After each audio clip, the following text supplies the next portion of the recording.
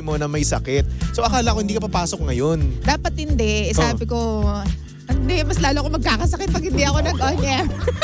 Grabe. Baka yun lang yung kailangan ko to feel better. Napakasipag mo naman, DJ Lindsay. Pero ngayon, syempre, hindi na kita papagurin magsalita. Eto, dumako na kagad tayo sa ating programa. No? Pag-usapan na kagad natin. Wait, makulay ka ngayon diba? Parang kulay yellow na lang, Philippine flag ka na. Diba? Syempre, proud to be Pinoy tayo diba? Anong nare-represent ng kulay na yan? Ewan ko. Wala lang, bet mo lang. Oo, bet ko lang bakit Kulang na lang Actually, kakulay niya ako ng Mag-mesh wall ka natin dyan. dito diba? Oo. Isipin mo, blue. Kulang na lang white, diba? Tapos may red din. Diba? Ayos, no? Anyway. So yun na nga, DJ Lindsay. Since nga ayaw nga kitang mapalala pa yung nararamdaman mo kasi syempre I care for you. Oh, thank you so much. Nag-aalala ako sa'yo. Uminom ka na ba ng gamot? Oo, uminom na ako ng gamot. Buti naman. Oo. Parang napaplastikan ako sa'yo. Aray ko. Uy, hindi. Totoo yun, ha? Oo nga. So yun na nga, DJ Lindsay. Yung ating message sender kanina, no? Kanina kasi, ang sabi niya, no? Meron daw sa kanyang nanliligaw. Oo. Tapos itong manliligaw na ito, ayaw niya pang sagutin. Ay, bakit? Kasi natatakot daw siya na once na nalaman daw yung past niya, no, nung sender natin, no, matatakot etong si Boy at lalayuan na siya. So ngayon, para sa'yo ba? Ikaw ba, willing ka ba na magkaroon ng jowa na may karumal-dumal na past? Sagot. Alam mo, nangyari na yan sa akin. And okay naman. Ngayon. Okay. Oo. Alam mo, kung talagang mahal ka niyang nanliligaw sa iyo, as in hindi lang yung talagang puppy love or masabi lang na mahal kaya na, anong tawag dito? Masabi lang na nanligaw, ganyan, just to be your boyfriend. Kung talagang totoo yung pagmamahal niya sa'yo, di ba, Baby Toby, kahit ano pang pass mo, tatanggapin ka niya. Tama ka dyan. Yan din sinabi ko kanina. Kasi syempre, di ba, kung gusto mo talaga yung isang tao, True. regardless sa past niya, kung ano mang karumal-dumal na ginawa niya dati, pwera na lang siguro kung serial killer siya. Pwera na lang siguro yun yung oo, nakakatakot. Oo, iba naman kasi yun. Pero kung yung past mo naman, talaga nga naman, alam mo yun, caring naman talagang intindihin, di ba? Oo. At hindi naman ikakababa ng ng pagkatao mo. Like for example, ikukulong ka. Hindi naman ganon, di ba? Oo. Pero para sa akin, okay lang naman yun because that's your past. Oo. Pero minsan pa nga may iba pa nga kahit na sabihin natin serial killer, wag naman sana, no? Oo. Natatanggap pa rin ng ibang tao. Kasi nga, that's love. At saka past yun Kasi alam mo, yun yung pinakaayaw ko. Yung tipong binabalik at binabalik yung past mo. Tapos ginagamit against you. Tama. Diba? Halimbawa may jowa ka tapos hindi naging maganda yung pakitungo ng ex mo sa'yo. Kasi hindi makamove on yung jowa mo ngayon because of your ex. Bakit parang kasalanan mo? Diba? Kasalanan mo ba na na-in love ka doon sa lalaking yon tapos hindi nag-turn out na hindi okay? Tapos ngayon gagamitin ng present mo against you. Parang hindi naman yata tama, di ba? Unfair naman nung ganun, di ba? At syempre, ang toxic na rin naman nun. Magbigay tayo ng solid na example. Halimbawa, Baby Toby, yung babae, playgirl siya. No, nung una, as in, nakakalimang jowa siya sa isang buwan. Tapos, here comes yung lalaki na gusto niyang seryosohin. Tapos talagang dinrap niya lahat ng mga lalaki na yon just to be with this guy. Tapos, nung nalaman ng guy na to na lima-lima yung jowa niya nung unang panahon, biglang umayaw. Ay, nakakaloka naman yun. Dinrap niya nga lahat just to be with you. Tapos biglang ganyan ka. Ay, nako. Very, very, very, very, very, very, Kung ikaw ba? Very wrong. Oo. Kung ikaw ba ganun, given that example. Sa akin kasi, past mo na yun Basta i-assure mo lang sa akin na hindi mo na gagawin yun. Yun nga. Bakit? Kasi, ginawa kita nagustuhan kita Diba? Kung ano ka dati, ito yung resulta ngayon, di ba? Totoo. Ito yung resulta na nagustuhan ko. Totoo. Di ba? Kung ano ka ngayon, yun yung mamahalin ko. Totoo. At yun yung gagawin ko at yun yung mamahalin ko talaga in the future pa rin. Kasi syempre gusto ko tatanggapin ko yun Totoo. Pero kung hindi ko naman siya matanggap, siguro that's not love.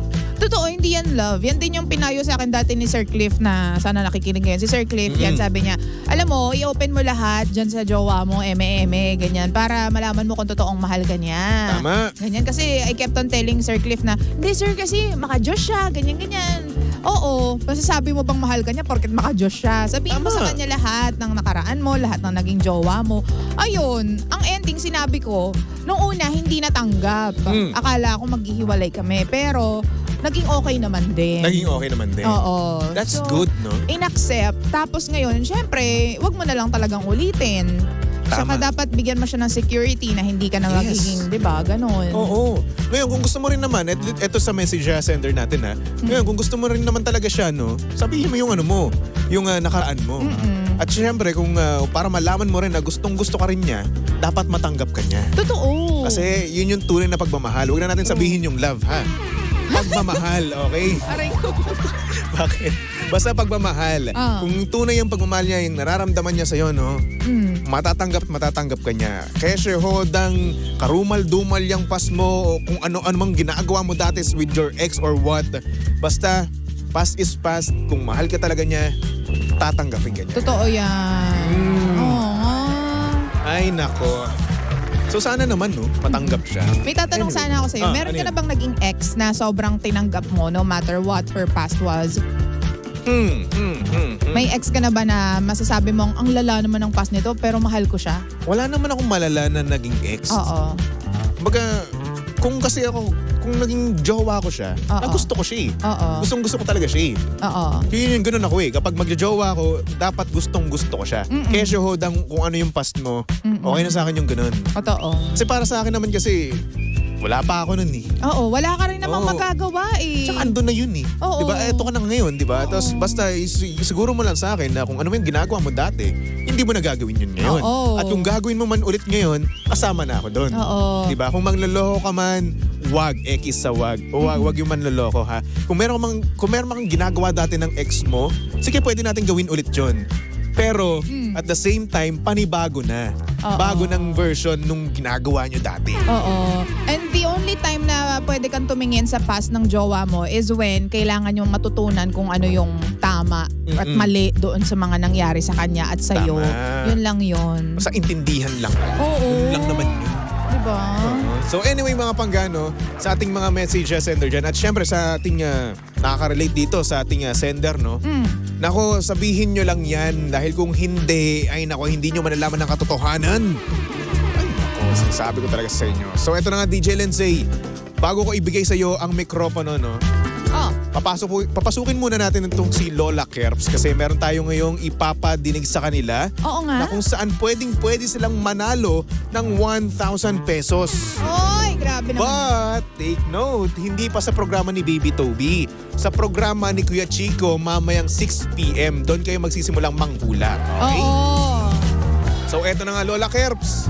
Pasok!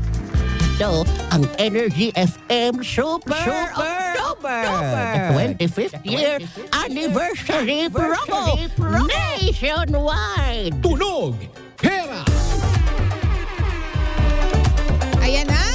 Eto na nga, Lola Kerps. Maraming salamat, Lola Kerps.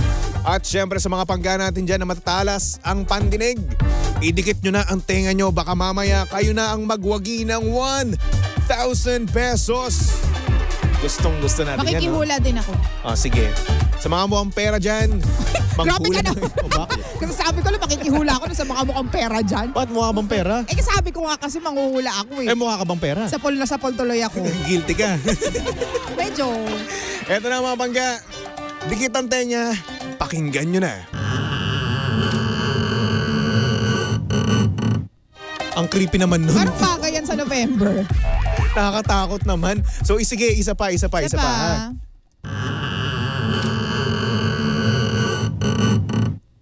Grabe na. Ay, alam mo, Baby Toby, Ah, yung isang Energy FM na probinsya natin, umabot ng 4,000 pesos ha. 4,000? Yung naipamigay nila dahil hindi nahuhulaan. Ay, wow. Oo, goals nga yun eh, in fairness. So, alam mo yun, yaman-yamanan yung nanalo. Grabe, 4,000. Isipin mo, no? Kasi itong tunog pera nangyayari at ginagawa din po siya sa iba't ibang Energy FM stations Tama, nationwide. nationwide. Oo. At syempre, kaya naman sila umabot ng 4,000, no? Kasi naipon, hindi nila nasagutan. Hindi nahulaan. So, ibig sabihin, kapag hindi to nahulaan, no, bukas, madadagdagan yan, magiging 2,000 na yan. Ay, okay. Oo. Sige nga, one more time pa nga. Sige. Nako. Diba? Baka naman may clue ka dyan. So, eto na nga, DJ Lindsay, may clue Oh. ako dito. Yung madali-dali na clue naman, grabe naman to. Makikihula Nako, ay din ako nako. eh. Eto na. Ang aking clue para sa ating pinapatunog, no? Ito ay Feeling ko ano na naman. Hinahaplos. Ay! Sabi na nga ba yung mahalay talaga yung ano eh. Hinahaplos. Napili niyang clue eh. Yeah. Bakit? Totoo naman ah. Plus ba? Hinahaplos siya.